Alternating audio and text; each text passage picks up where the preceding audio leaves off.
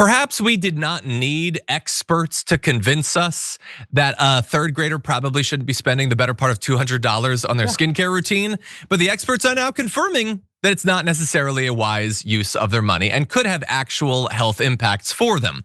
So a lot of this is coming out of a series of trends, including the get ready with me trend on social media, on TikTok and on Instagram.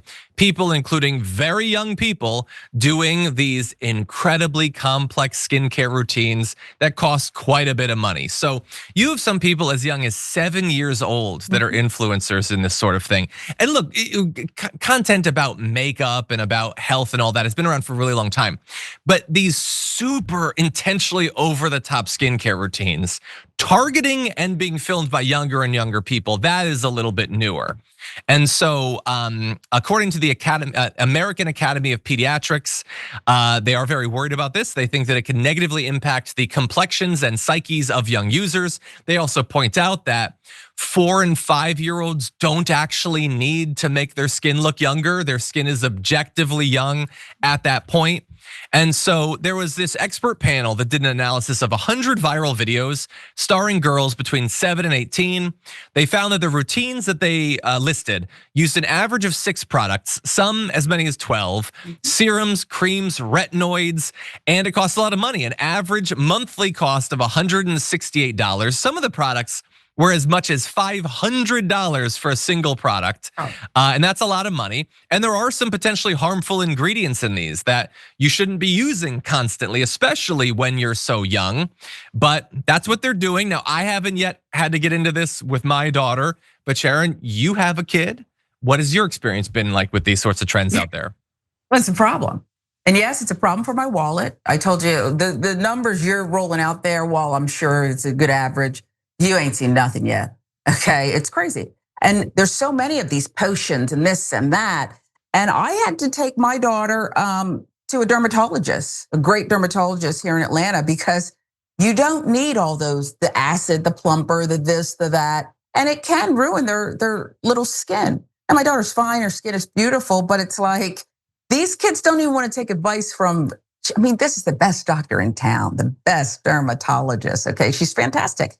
And what I got was what a lot of kids get, but it's on TikTok. And this is the trend, and this is what we're doing. And I really think there should be an investigation. Yes, one more, because they're hypnotizing our kids here. Every kid wants this, okay? They'll do whatever they have to get their hands on this stuff, and it's just not necessary, okay? Yeah, I don't know what the answer is specifically. I mean, again, it's probably parental responsibility. Parental responsibility, but it's tough. I mean, once you give them access to these things, they're gonna watch it, and the algorithm is gonna push more and more and more, especially as TikTok has become so overwhelmingly used for pushing products. That has shifted things in this direction.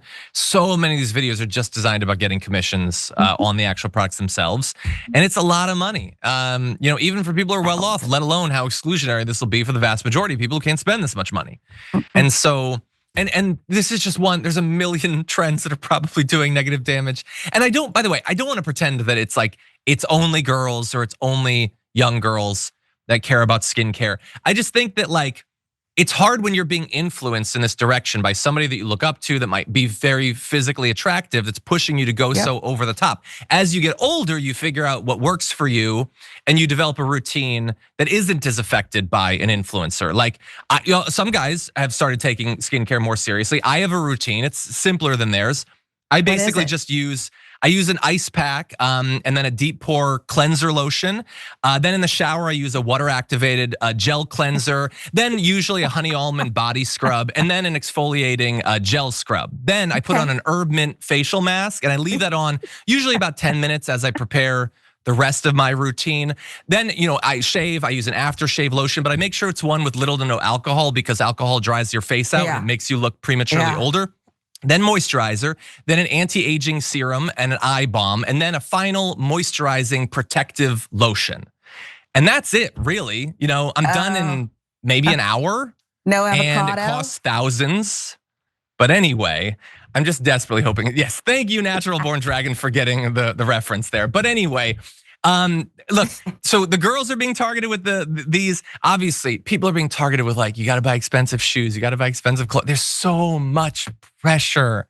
I just think everybody needs to get off the internet, except for this channel.